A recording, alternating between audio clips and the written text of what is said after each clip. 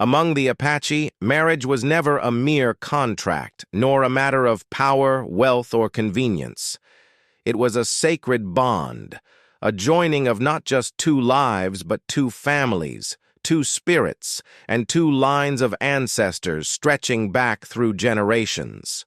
To the Apache people, every union was a reflection of harmony with nature, with their gods, and with the great balance of the world. A marriage done in honor strengthened the tribe, but one done in betrayal could shatter it. From the time a child was born, their life was guided by traditions whispered by elders, told around the fire, and sung in songs that carried through the desert winds. Marriage was one of those traditions. When a young woman reached the age of womanhood, she was celebrated with ceremony, the sunrise dance, an ancient rite that honored her connection to changing woman, the spiritual mother of the Apache. Through this dance, the tribe recognized her strength, fertility, and her power as the heart of future generations. From that moment on, her future marriage was not decided by greed or politics, but by respect for her wishes, her family's voice, and the guidance of tribal elders. Every union was blessed by the medicine men, who read omens in the sky, the fire, and the flow of rivers. Gifts were exchanged not as payments, but as symbols of goodwill: horses, blankets, turquoise jewelry, and woven baskets, each carrying meaning. The man was expected to prove his worth through bravery in hunts, raids, or battle, showing he could protect and provide. Most importantly, the consent of the woman was sacred. Without it, the marriage was seen as dishonorable, doomed to bring sickness, discord, and misfortune. To force a maiden into a union she did not choose was unthinkable, for it dishonored her, her ancestors, and the spirits who watched over the tribe. The Apache believed women carried the heartbeat of the people. They were the givers of life, the keepers of stories, the makers of food and clothing, and the silent pillars of strength when men marched off to war. Marriage, therefore, was more than the joining of a man and woman. It was a pact with the future, an agreement that life would continue in honor. For generations, these customs held strong. Around the fire at night, warriors returning from hunts or battles told tales of great unions, of maidens who chose men of courage, and of marriages that brought harmony to rival clans. Young boys listened with pride, hoping one day they would prove themselves worthy of such honor. Young girls listened, with dreams of walking proudly in sacred garments, their faces painted with clay and adorned with feathers as they were celebrated by the tribe. The Apache lands themselves seemed to echo these traditions. The mountains stood as guardians, the rivers as witnesses, and the endless sky as the eternal judge of men's deeds. When vows were spoken under that vast sky, it was believed the spirits themselves leaned closer to listen. A marriage blessed by both earth and sky carried the tribe forward like the steady beat of a drum. But as the winds of change swept across the frontier, with outsiders pressing upon Apache lands, whispers of corruption began to stir. Some leaders, once pure in their guardianship of tradition, started to waver. The old ways clashed with new. Temptations, alliances with traitors, gifts of rifles, and promises of power from those who sought influence. Slowly, decisions once made in honor began to carry the weight of ambition and greed. Still, the people remembered their traditions, holding them close like embers that refused to die. They trusted their leaders to honor them, to guard them as fiercely as they guarded the tribe itself. To betray marriage was to betray the Apache soul. It was to strike at the very heart of what it meant to be one of the people. And so, when word spread that a young maiden of pure heart was to be given away in an arranged union, not chosen by her, not blessed by the omens, not sanctified by tradition, it shook the tribe to its core. Whispers passed from fire to fire, from lodge to lodge, like restless spirits in the night. Could it be true? Could a chief, guardian of their customs, dare to break the sacred law of marriage for his own gain? The people waited in silence, torn between trust in their leaders and fear of what such a betrayal would bring. For they knew one truth as old as the desert hills themselves. When tradition is broken, blood is never far behind. She was called Ahiona, meaning eternal blossom in her people's tongue. From her birth, the elders whispered that she carried something rare within her spirit, an unshakable calm, a quiet dignity that radiated even as a child. Unlike many children who were restless and wild, Iona would often sit beneath the cottonwood trees near the river, watching the water flow, as though she were listening to secrets only she could hear. Her mother often said, "She is not mine alone. She belongs to the people, and perhaps even to the spirits." By the time Ahiona reached womanhood, her beauty had become the subject of hushed reverence across the camp. But it was not beauty in the shallow sense of a fair face or graceful figure. It was something deeper. Her presence had weight, the kind that quieted a room when she entered. She carried herself like the desert hawk, alert, watchful, proud. Her long, raven-dark hair shone like obsidian, and her eyes reflected the endless western sky, clear, deep, and unyielding. When Ahiona underwent the sunrise ceremony, the most sacred ritual for an Apache girl, the entire tribe gathered in awe. For 4 days she danced tirelessly, her feet moving to the steady beat of drums, her arms lifted to the heavens. She was painted in sacred clay, blessed with pollen, and guided by the women of the tribe who sang prayers to changing woman. At dawn, as the final chants rose, the sun broke through the clouds in brilliant shafts of light, bathing Ahiona in a glow so radiant that many elders murmured she had been chosen by the spirits themselves. From that day, she was no longer simply a girl. She was a maiden of destiny, someone whose future carried weight not only for herself, but for her people. Many young warriors admired her, each hoping that one day they might prove worthy of her hand. They brought gifts of carved bone jewelry, beaded moccasins, and baskets woven with care. Some tried to impress her with feats of bravery, riding unbroken horses, returning from hunts with elk and deer, or recounting raids against enemy tribes. Yet Iona accepted all with polite kindness, never arrogance. She thanked each man with gentle words, but gave her heart to none. For Iona was not swayed by gifts or boasts.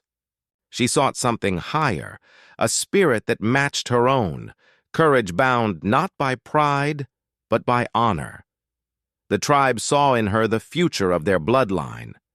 Mothers whispered that she would give birth to strong sons and wise daughters. Elders said her union would be one that restored balance and ensured prosperity.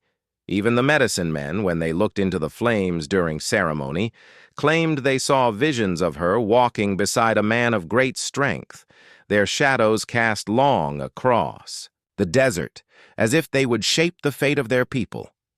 But destiny is never without trials. With beauty, with reverence, came burden. Ahiona's life was not hers alone. It was tied to the expectations of her people. Each glance, each decision she made, was weighed and measured by others. In the quiet of the night, when the fires dimmed, she often wondered if she would ever have the freedom to choose for herself, or if she was simply a vessel for the dreams of others. Still, she remained steadfast. Her spirit was not one to break easily. When younger girls asked her about marriage, she would smile softly and tell them, "The heart knows what is true. No chief, no warrior, no elder can speak for it." Her words carried a quiet defiance, though she spoke them with grace. And it was this defiance, this unyielding sense of self, that both inspired admiration and stirred unease among the leaders. For within the council, whispers had begun. A union involving Ahiona could mean more than marriage. It could mean power. To outsiders pressing against Apache lands, she could be used as a bond, a token to buy peace or alliances. To ambitious men within the tribe, Her hand could elevate them above rivals, placing them closer to the seat of authority. Thus, Ahiona's destiny became a path tangled in shadows. She dreamed of a marriage blessed by love and tradition, yet forces she could not control were already moving against her. And though she did not yet know it, the choice of her future would not only decide her own fate, but the fate of 200 warriors, a tribe's honor, and the blood that would soon stain the desert sand. The Apache chief, Nantan Lupu, was a man whose presence had once commanded respect without question. His broad shoulders and deep voice had led warriors into battle, and his cunning had saved the tribe through many harsh winters. But time has a way of reshaping men. As the lines on his face deepened and the responsibilities of leadership grew heavier, Nantan Lupu began to look beyond the sacred circle of his people and toward the encroaching world outside. The frontier was changing. Traders came with rifles, steel blades, and barrels of whiskey, offering power in exchange for compliance. White soldiers pushed deeper into Apache lands, building forts on sacred hunting grounds. Rival tribes, sensing weakness, sought alliances that could shift the balance of power. To Nantan Lupu, tradition seemed fragile in the face of these forces. He began to believe that survival lay not in holding fast to the old ways, but in bending to the demands of the new. It was in this dangerous crossroads that Iona's name came to his mind. The chief saw her not as the blossoming maiden the spirits had blessed, but as a bargaining piece. Her purity, her reputation, her sacred place among the people, all of it could be wielded like a weapon or traded like gold. In Ahiona, he saw the chance to secure an alliance that might protect his position and fortify his tribe's future, though at the cost of the very traditions that had guided them for generations. Whispers began to spread through the council. Fire. A marriage had been arranged. Not one born of choice, not one whispered between two hearts, but one decreed by Nantan Lupu himself. The suitor was not a warrior of the tribe who had proven his worth through blood and sacrifice. Instead, he was the son of an influential trader, a man whose family provided the chief with weapons and goods. This marriage, Nantan Lupu argued, would strengthen ties, bring prosperity, and shield the tribe from rival threats. But many who sat around that fire shifted uneasily at his words. Elders who had carried tradition on their backs for decades exchanged dark glances. They knew the weight of such a decision. To break the sacred law of marriage, forcing a maiden into union without, her will was to spit upon the blessings of the spirits. It was to taint the lifeblood of the tribe. Yet Nantan Lupu's voice was firm. His authority as chief had rarely been challenged, and he spoke with the certainty of a man who believed survival justified sacrifice. "This union," he said, his eyes narrowing like a hawk circling prey, "is not for her alone. It is for all of us. We will have rifles. We will have trade. We will have power. The world beyond these deserts is changing, and if we cling only to the past, we will be swallowed by it." For a long time, silence hung in the council lodge, broken only by the low crackle of the fire. No warrior dared speak against him, not yet. But in their hearts, seeds of resentment took root. When word reached Ahiona, her world collapsed. She had trusted in the sanctity of her people's ways, believed that her heart would have a voice in her destiny. To be told, she would be handed over, like a woven basket or a traded horse, filled her with a sorrow so deep it threatened to drown her spirit. But sorrow was not all she felt. Beneath her quiet composure burned anger, righteous, consuming anger. She knew this was not only about her. If the chief could cast aside tradition so carelessly in her case, then no maiden, no family, no sacred law was safe. The younger warriors muttered among themselves. Some clenched their fists until their knuckles went white. swearing silently that they would not stand by and let this betrayal pass. Older warriors stared long into the fire, torn between loyalty to the chief and loyalty to the ways of their ancestors. The decision had been spoken, but it had not yet been accepted. Like a storm gathering on the horizon, the chief's words darkened the skies above the tribe. The spirits, it was said, grow restless when dishonor spreads, and in the silence that followed Nantan-Lupu's decree, many believed they could already hear the distant rumble of thunder, an omen that vengeance was walking toward them on swift feet. Night fell heavy over the Apache camp, but the fires that burned in the lodges could not chase away the unease that gripped the people. Nantan-Lupu's decree had spread like wildfire through the village. Ahiona would be given in marriage, not by choice, not by blessing, but by command. Around every fire circle, voices murmured in hushed tones. Mothers shook their heads as they combed their daughter's hair, their hands trembling at the thought that their child might one day be forced into such a union. Fathers sat stiff-backed, their jaws clenched in silence, knowing the weight of their warrior duty, yet fearing what open defiance might cost them. The elders spoke with sorrow. To them, this was not just the betrayal of one maiden. It was a wound cut deep into the heart of Apache law. Marriage had always been the sacred joining of spirits, guided by the will of the woman and the blessing of the tribe. To strip that away was to spit on the ancestors who had kept those traditions alive through centuries of hardship. "It is not the girl alone who suffers," one gray-haired elder whispered into the flames, his voice brittle with age. "It is the people. If we let this pass, we tell the spirits that our honor can be bought with rifles and trade." The younger warriors heard these words and felt their blood burn hotter. They had grown up listening to stories of heroes who defended the honor of women who fought not only against enemies but against betrayal within. Many of them had admired Ahiona from afar, not only for her beauty but for her strength and grace. To see her handed off like a bargaining token filled them with shame. One warrior named Taji clenched his spear so tightly the wood creaked. "If they can force her, they can force any of our sisters, any of our daughters. Today it is Ahiona. Tomorrow it could be mine." His words stirred nods of agreement among those who sat with him, their faces lit by the flickering firelight, eyes hard as flint. But fear still bound many tongues. To oppose the chief was no small matter. His authority was deeply rooted, his power unquestioned for decades. Even those who disagreed wondered if open defiance would shatter the tribe more than his betrayal already had. Ahiona herself became the center of quiet reverence.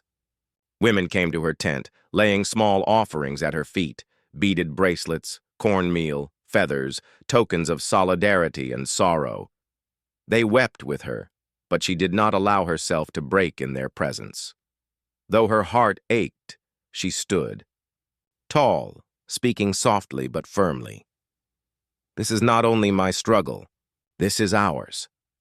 If tradition can be broken once, it can be broken forever." Her words traveled swiftly, repeated from one circle to the next. Soon her defiance became the spark that fanned discontent into fire. Even the medicine men grew restless. In the smoke of their rituals, they claimed to see dark visions, rivers turning red, warriors crying out in battle, the sky itself darkened with ash. "The spirits are not blind," one of them said gravely. "If this marriage goes forward, it will bring blood. That is the price of betrayal." Still, the chief pressed on. In the days that followed, preparations for the union continued. Traders arrived with gifts, boasting of their rifles and promising greater trade routes. The chief's loyal men gathered supplies, stringing decorations, speaking loudly of the prosperity that would come. But for every word of celebration, there were 10 words of doubt whispered in the shadows. The camp was no longer united. It was split down the middle, between those who clung to obedience out of fear or ambition, and those who believed that the heart of the Apache was being carved away before their eyes. And as each day passed, the tension grew thicker, like storm clouds swelling on the horizon. Warriors sharpened their weapons, some openly, some in secret. Mothers prayed more fiercely over their children. The elders sat long into the night, their voices rising in urgent debate. The whispers had become a roar in men's hearts, though. Their voices had not yet cried out in defiance, but it was only a matter of time. For a people can endure many hardships, yet betrayal from within is always the wound that bleeds the most. The Apache knew their chief had broken something sacred. What they did not yet know was how far they were willing to go to set it right. The morning of the wedding dawned heavy and strange, as though even the sky mourned what was about to unfold. A gray mist clung to the valleys, and the sun rose behind a veil of clouds, casting no warmth upon the Apache village. For generations, wedding days had been times of celebration, songs echoing through the canyons, laughter rising from the lodges, feasts prepared with care. But on this day there was no joy. Only silence, brittle and sharp, lingered in the air. Ahiona was led from her tent by the elder women, her face painted with the traditional white clay, her body wrapped in garments woven for a maiden's sacred union. The buckskin dress shimmered with beads and quills, each stitch made by loving hands. Yet, instead of radiance, she seemed cloaked in sorrow. Her dark eyes, once bright as starlight, were downcast. Her steps were measured and slow, as though each one carried the weight of chains. The women who dressed her did so with tears in their eyes. They knew the garments were meant to symbolize purity and honor, but on this day, they felt more like bindings, sacred cloth turned into a shroud. Around the ceremonial grounds, the people gathered. But unlike past weddings, there was no singing, no laughter, no playful teasing among the young. The crowd was hushed, their faces carved from stone.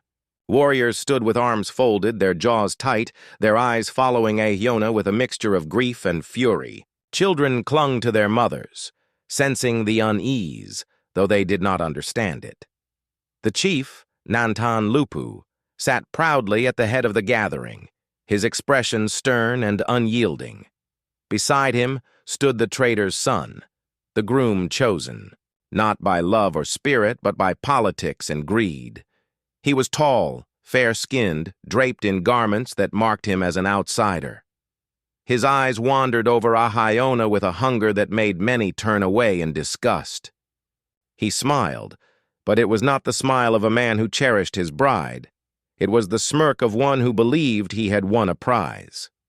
The medicine men performed the rites as they always had, chanting prayers to the spirits, sprinkling pollen, blessing the union with sacred songs. But even their voices trembled, for in their hearts they knew the spirits turned away from this ceremony. The words they spoke felt hollow, like echoes lost in a canyon.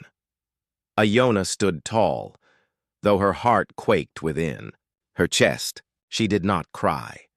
She did not speak. She let the silence of her resistance speak louder than any words. Those who looked upon her saw not a broken maiden, but a figure of quiet defiance. Her stillness became a mirror, reflecting the shame of all who participated in this betrayal. The rituals continued, yet the air grew heavier with every passing moment. Some said they could feel the ancestors watching, their presence pressing down like a storm about to break. Others swore they heard whispers in the wind, voices of warning, cries of anger carried from beyond. When the final blessing was spoken, the crowd did not cheer. There was no burst of joy, no eruption of drums or song, only silence. The union had been sealed, but it had not been accepted. The people had witnessed it, but they did not embrace it. As the sun climbed higher, the day stretched on in uneasy stillness. The groom celebrated with his followers, laughing too loudly, boasting too openly. The chief spoke of alliances and prosperity, his words falling like stones upon deaf ears. For the people, this was not a wedding. It was a funeral for their traditions.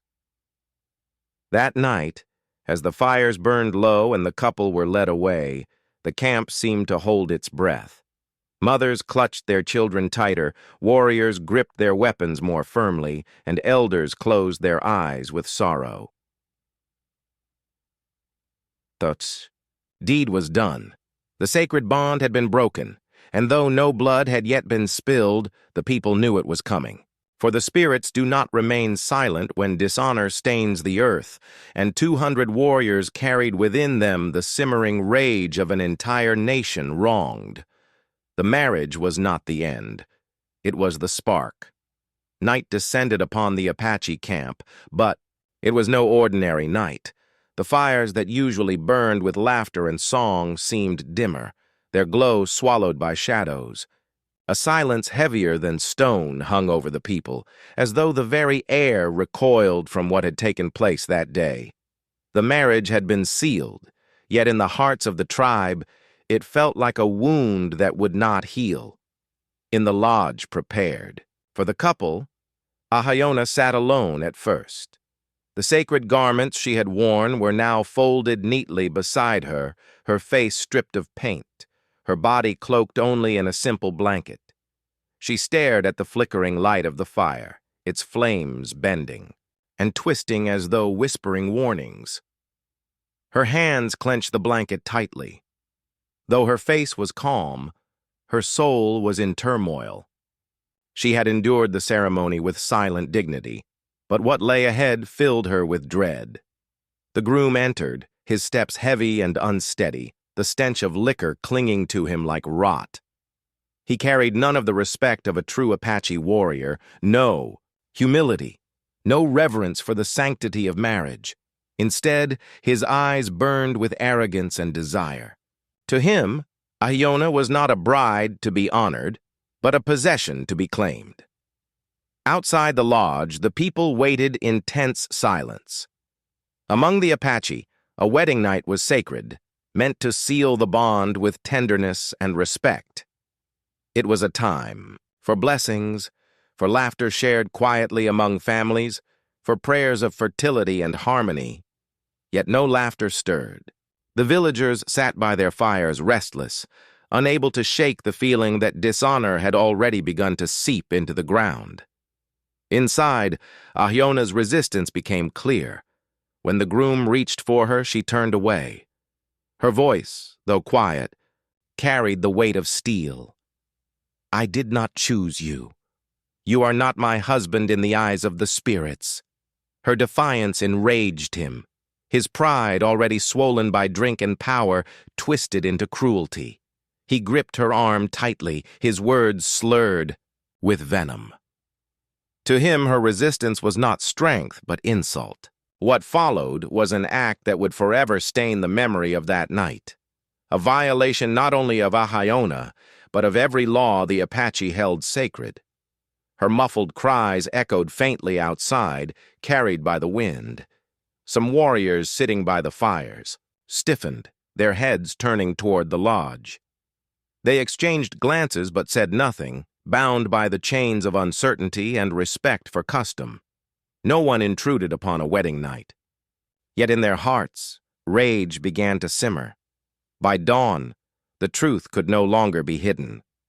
Ahiona emerged from the lodge, her hair disheveled, her blanket clutched tightly around her shoulders. Her face bore no tears, only a cold stillness.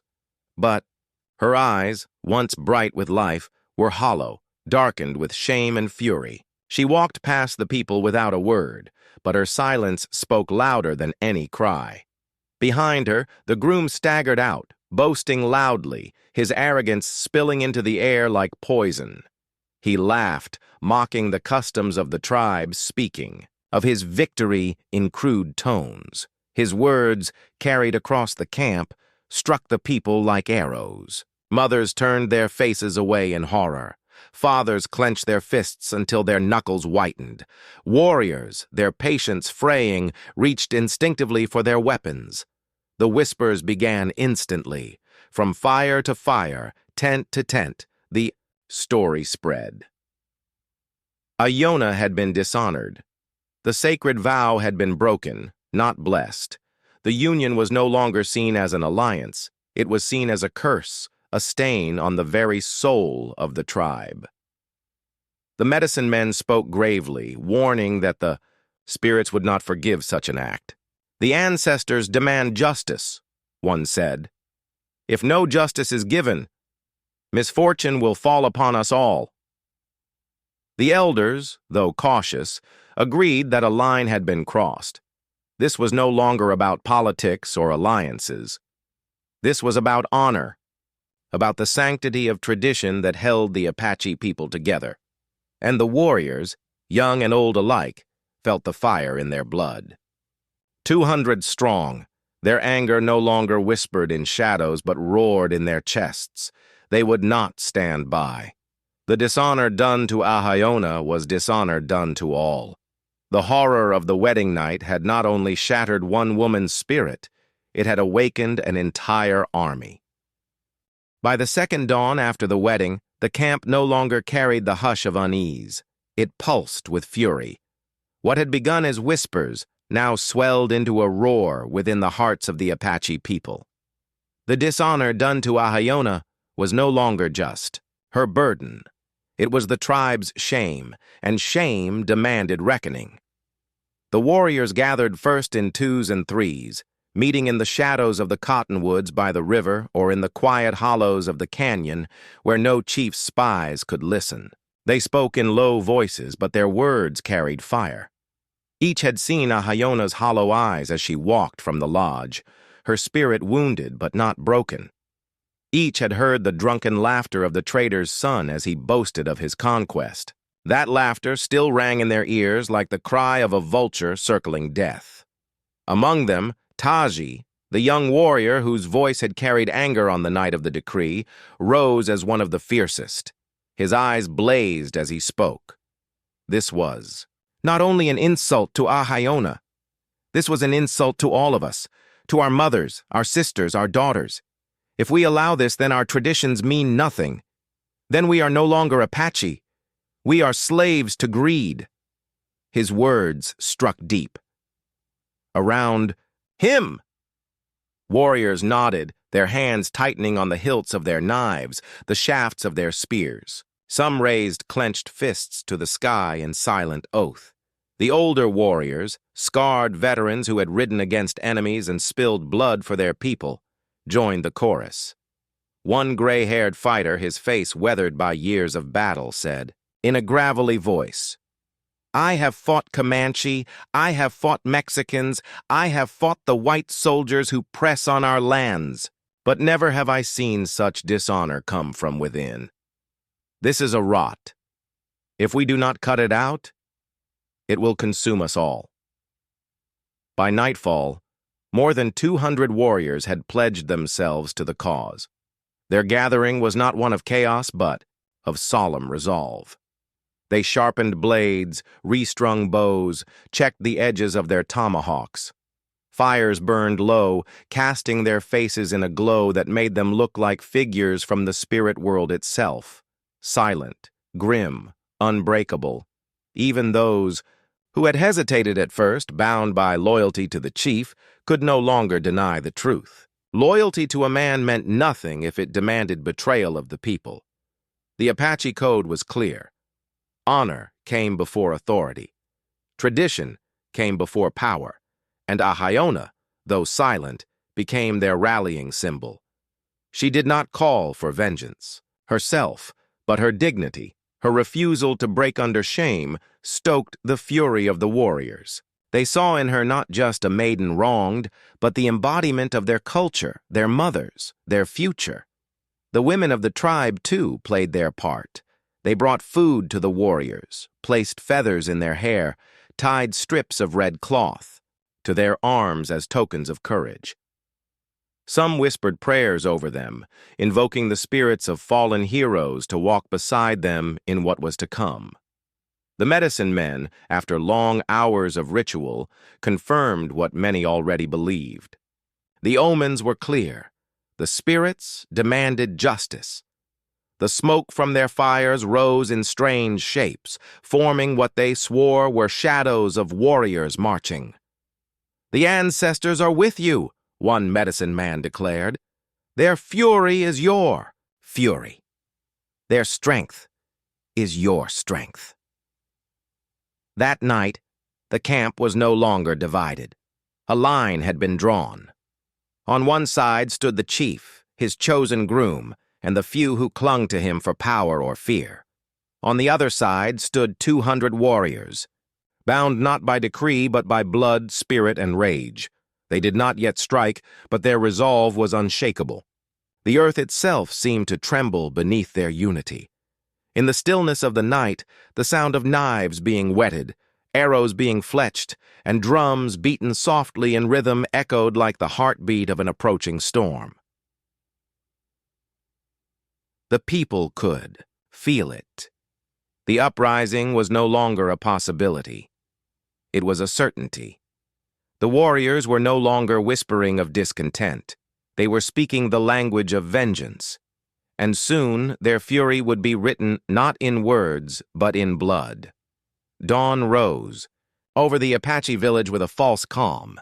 The first light of the sun painted the canyon walls in soft gold, but beneath that beauty smoldered a fire ready to consume everything. The air was heavy, not with morning dew, but with anticipation, the kind that clings to the skin, making every breath sharp and shallow. The 200 warriors had not slept. Their eyes were red from the firelight, their muscles taut with the weight of decision. They had waited long enough. The time for whispers was over. The revolt would not be planned for another day. It would begin today. The spark came when the trader's son, flushed with arrogance and emboldened by his unholy union, staggered into the square. His laughter rang out coarse and mocking. He carried a silver flask, flaunting it before the people as if their disapproval were nothing but smoke in the wind. When he laid his hand on Ahiona's arm and pulled her toward him before the eyes of the tribe, the final thread of restraint snapped. A cry erupted, not from her lips, but from the throats of the warriors. Taji was the first to move. His voice cut through the morning like thunder.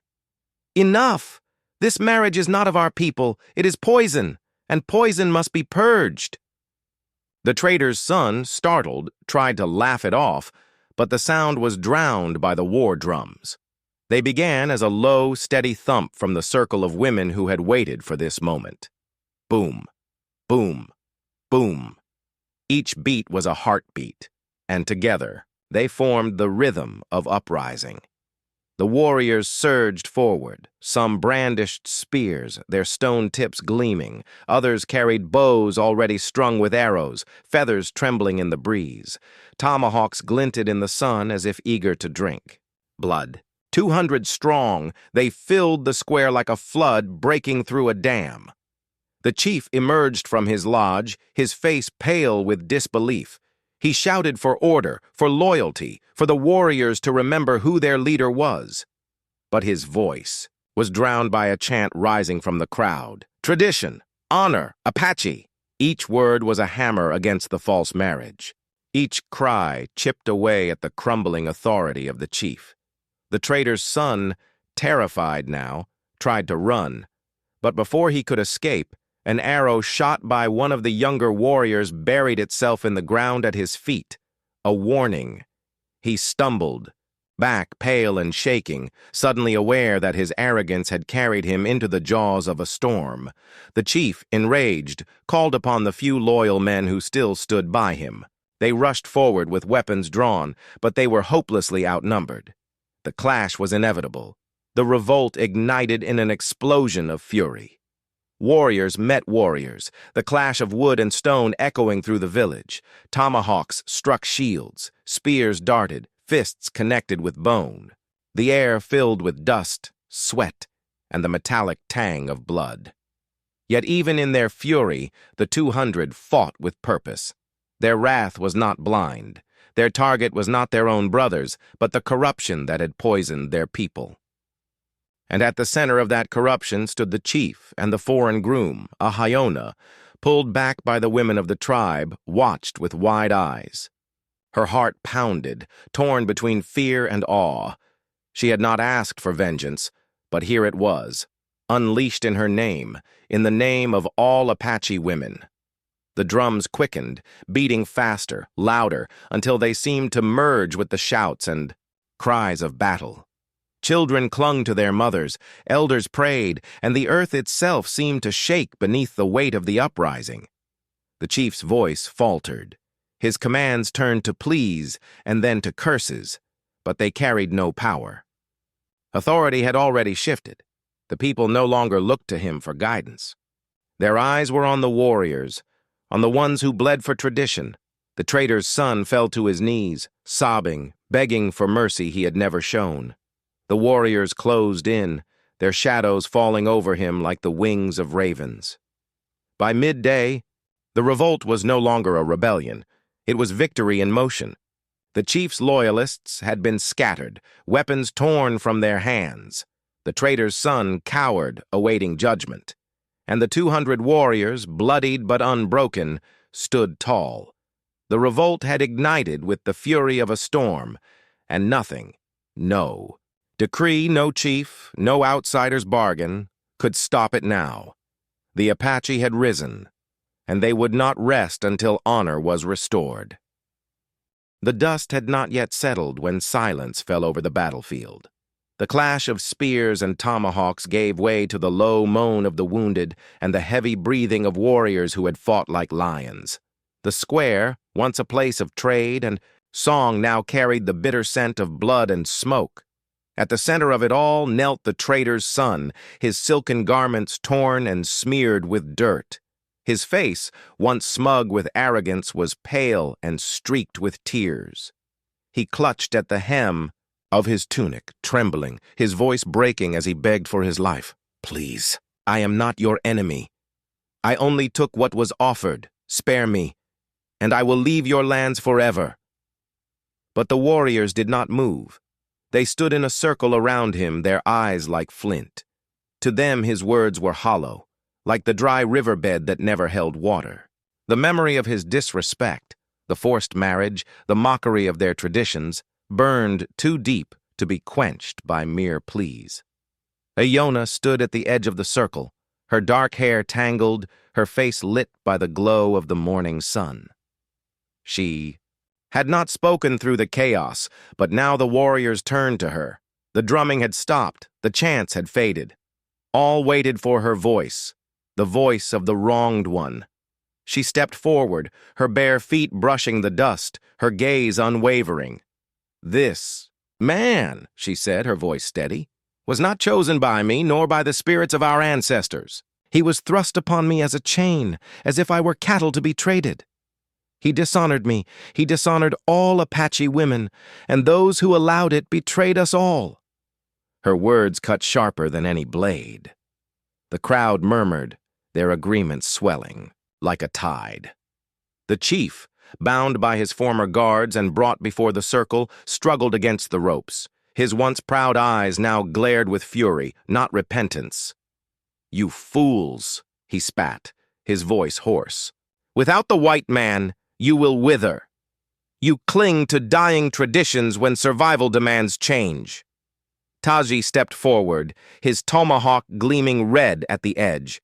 His voice thundered, "No, Chief! Survival demands honor. Without it, we are already dead." The warriors roared in approval, their voices echoing against the canyon walls. For the first time, the chief looked small, not a leader, but a man consumed by fear. The trader's son sobbed, collapsing fully onto the earth. He tried to crawl, but the warriors pressed their spears down, holding him in place. The Apache people had long been merciful, but mercy was reserved for those who respected their ways. This man had mocked them, sought to bend them, and thought himself untouchable. The elders stepped forward, their faces solemn. They did not wield weapons, but their judgment was heavier than any strike of steel. The eldest among them, his hair white as snow, lifted his staff. "The spirits have seen," he said. A union made in betrayal has brought only suffering. A seed planted in dishonor can bear only poison. There can be no forgiveness here. Justice demands blood. The crowd erupted in agreement. Drums thundered once more, not in the rhythm of celebration but of judgment. Boom, boom, boom. Each beat fell like a hammer, sealing the fate of the condemned. The chief cried out, his words lost in the fury of the drums. The traitor's son wailed, clawing at the earth. But the warriors closed in. Justice was not swift. It was deliberate, carried out with the solemnity of tradition. The traitor's son was struck down by the same weapons he had mocked: Apache arrows, Apache steel. His cries ended in silence, his body lying still in the dust. The chief's punishment was harsher still, for betrayal against his own people. For selling his daughter's future and spitting on the blood of ancestors, he was stripped of his title. His headdress was torn from him, his name erased in shame. No longer a chief, no longer a man of honor, he was cast out, exiled, to wander the desert alone. To the Apache, exile was worse than death, for it meant dying without tribe, without spirit, without legacy. When it was done, the warriors stood tall, their faces fierce but calm. Vengeance had been carried out, but it was not cruelty, it was restoration. Balance had been broken, and balance had now been restored. Iona's eyes filled with tears, but they were not of sorrow. They were of relief. The weight of humiliation had been lifted not just from her, but from all women of her people. She looked at the circle of warriors, her brothers, her protectors, and whispered, "Thank you." The sun climbed higher, casting its golden light over the tribe. The people began to sing, not songs of mourning, but of renewal. The revolt had ended not in destruction, but in cleansing. The Apache had reclaimed their honor. Justice had been done. And vengeance, carried out with fire and blood, had ensured their traditions would endure. The long night of blood and betrayal had passed. With the morning sun came a new stillness across the land, a quiet that felt less like silence and more like healing.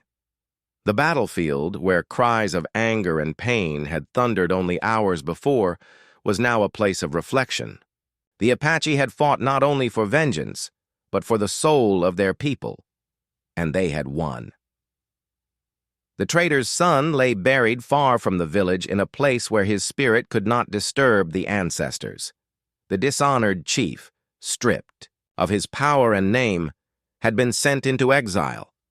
His shadow would no longer hang over the tribe, his greed no longer steering their fate. Though his betrayal still cut deep, the people now felt a measure of peace, knowing justice had been delivered. At the heart of it all stood Iona. No longer was she the silent maiden whose future had been stolen. She was now a symbol of resilience, of courage, of the voice that had risen against injustice. As she stood at the edge of the camp, watching the horizon turn golden, women of all ages came to her. Some pressed their hands to hers in gratitude. Others whispered prayers of blessing. One elder woman leaned close and said softly, "You carried the weight of all our daughters. And you did not fall." Her eyes filled with tears. She had not asked to be the bearer of such a burden, but the spirits had chosen her path, and in walking it, she had awakened something greater within her people. That evening, the tribe gathered, not in mourning but in ceremony.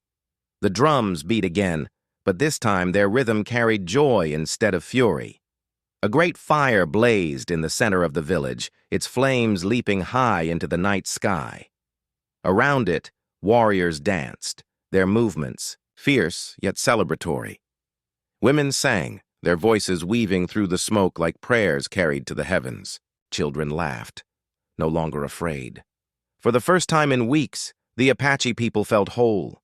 The elders spoke to the gathered crowd, their voices heavy with wisdom. "Let this day be remembered," one declared. "When dishonor came, we stood as one. When greed sought to silence us, we raised our voices. And when betrayal threatened to break us, we fought to remain Apache. The people roared in agreement, their cries echoing into the canyon walls. Taji, the warrior whose voice had sparked the revolt, stepped forward. He bowed his head toward Ahiona and then turned to the people. "She gave us courage," he said. "Her suffering became our fire. Let it be known. No Apache woman shall ever again be traded like coin. No union shall be forced. Marriage must honor the will of both spirits, or it is no marriage at all." The crowd erupted into cheers. Men struck their spears against the earth. Women lifted their voices higher, and children clapped their hands. In that moment, a new law was born, not from a chief's decree, but from the will of the people themselves. Iona felt a warmth spread through her chest. She had feared that her voice would be drowned out, that she would be nothing more than a shadow in her own story. Yet here she stood, no longer invisible, no longer bound. She was free, not because vengeance had been taken, but because her people had chosen to rise with her. The fire burned long into the night, sparks flying toward the stars as if the heavens themselves were blessing the moment. The people danced until their feet ached, sang until their voices cracked, and told stories of courage around the flames.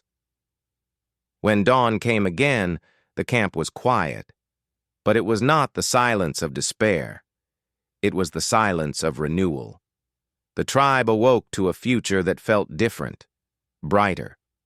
The betrayal of the past would not be forgotten, but it would serve as a lesson for generations to come. Iona stood at the edge of the river, watching the water flow steadily downstream. She dipped her hands into the cool current, letting it wash over her fingers. It felt like cleansing, like the final chapter of a painful story being carried away. Taji approached quietly, his shadow falling beside hers. For a moment, neither spoke. Then he said, "The spirits chose well when they gave you this path. You carried the weight of our people and turned it into strength." She looked at him, her eyes soft. "I only spoke the truth. It was the people who turned truth into fire." He nodded, his gaze on the horizon. "Then together, we will keep that fire burning." The sun broke fully over the land then, bathing the Apache camp in gold. Children ran through the fields, their laughter ringing clear. Women carried water, their songs light and strong. Warriors sharpened their blades not for vengeance, but for protection of the land and the families they loved. Ahiona felt a peace she had not known in months. The marriage that had betrayed tradition was gone, burned away in the fire of revolt. In its place stood something stronger: unity, honor, and the promise of freedom. And so, a new dawn rose for the Apache. One carved, not from fear, but from the courage of a people who refused to be broken.